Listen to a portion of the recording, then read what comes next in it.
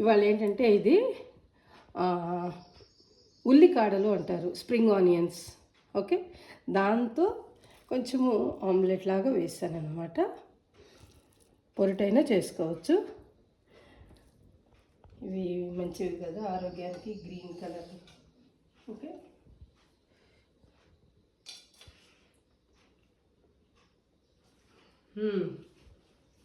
ఏం చేయలేదు, పోపేసి పోపులో గ్రీన్ ఆనియన్ కట్ చేసేసి వైట్ ఆనియన్ వేరేగా పక్కన పెట్టి కొంచెం జింజర్ గార్లిక్ పేస్ట్ కూడా వేసి వేగిన తర్వాత ఉప్పు, కారం, పసుపు వేసి ఎగ్స్ వేసాను.